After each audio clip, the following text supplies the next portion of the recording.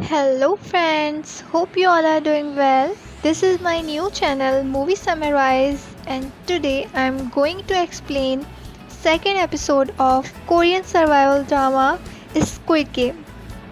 So, if you like this video, please share and subscribe to my channel.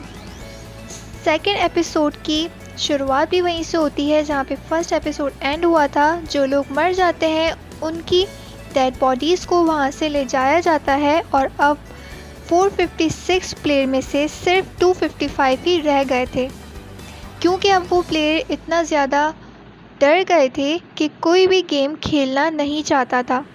लेकिन जैसा कि rule number 3 था कि अगर मेजॉरिटी चाहे तो वो लोग ये गेम स्किप कर सकते हैं, तो इसीलिए उनका लीडर यानी फ्रंटमैन वोटिंग करवाता है।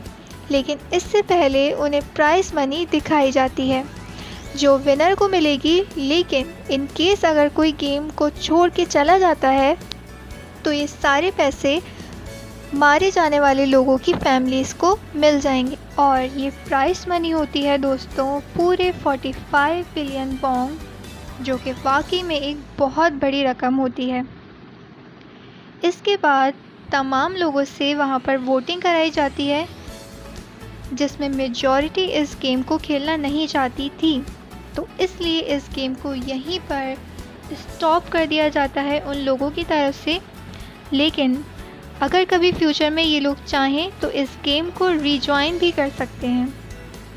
इसके बाद सभी कंटेस्टेंट को तमाम लोगों को उनके घरों पर छोड़ दिया जाता है।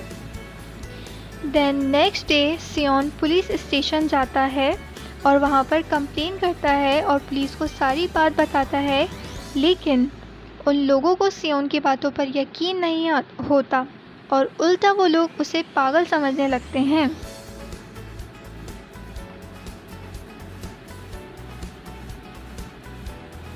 इसके बाद सियोन उन्हें वही कार्ड दिखाता है, लेकिन हैरान कर देने वाली बात तो ये थी कि उस कार्ड पर जो नंबर होता है वो रॉन्ग होता है। उसके बाद सियोन जब घर पहुंचता है तो अपनी मदर को तलाश करता है, लेकिन उसकी मदर वहाँ नहीं होती। उसके बाद सियोन का क्लासमेट सैनहू अपनी मदर को छुपकर देख रहा होता है और तभी वहाँ पर सियोन भी आ जाता है। यहाँ पर सैनहू अपसेट होते हुए सियोन को बताता है कि मेरे ऊपर पूरे 6 बिलियन का कर्जा है। सियोन का दोस्त उसे बताता है कि उसने क्लाइंट से पैसे लेकर स्टॉक मार्केट में लगाए, लेकिन अनफॉर्चुनेटली वो सारे पैसे डूब गए और अब उस पर ये कर्जा जमा हो गया है। तभी सियोन के पास हॉस्पिटल से कॉल आती है, जिसके बाद हम ये जान पाते हैं कि सियोन की मदर का पाँव काफ़ी इंजर्ड था, लेकिन डायबिटीज़ का ट्रीटमेंट ना होने की वजह से उनकी चोट और ज़्यादा बढ़ गई। तब डॉक्टर सियोन को बताते हैं कि तुम्हारी मदर का ट्रीटमेंट हो सकता है, लेकिन इसके लिए हमें इनका पाँव काटना होगा और ऑपरेशन के लिए बहुत सारे पैसे लगने वाले थे। लेकिन जाहिर सी बात है सियोन के पास इतने पैसे तो होते नहीं, उसने तो अपनी मदर के इंश्योरेंस के पैसे भी उड़ा दिए थे। सियोन डॉक्टर की ये तमाम बातें सुनकर काफ़ी वरीड हो जाता है और सोचने लगता है कि वो इतने पैसों का इंतज़ाम कहाँ से करेगा। जिसके बाद वो अपनी एक्स वाइफ के पास जाता है, लेकिन वो उसे पैसे देने से इनकार कर देती है और सियोन को वहाँ से जाने के लिए कहती है। इतने में ही उस लेडी का हस्बैंड आ जाता है, तो अपने हस्बैंड को बताती है कि सियोन आया था कुछ पैसे मांगने।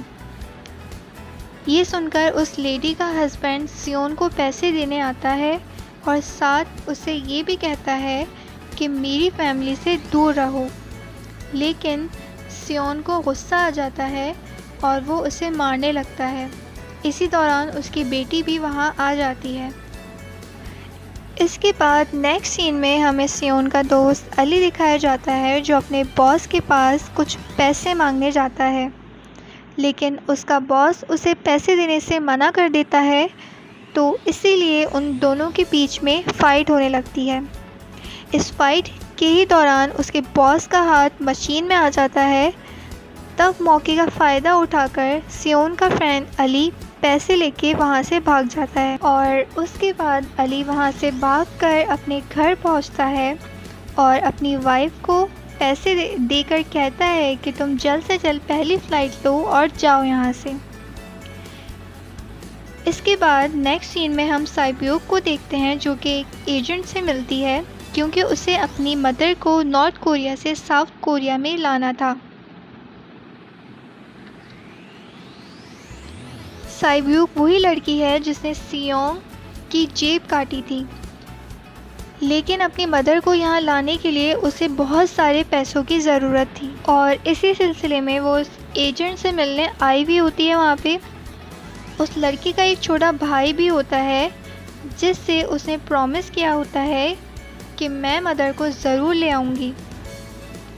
उसके बाद हमें वो पुलिस ऑफिसर दिखाया जाता है जिसका भाई कुछ अरसे से मिसिंग यानी लापता था, इसलिए वो अपने भाई के घर जाता है जहां उसे पता चलता है कि उसके भाई पिछले कुछ दिनों से अपने घर पर भी नहीं आया।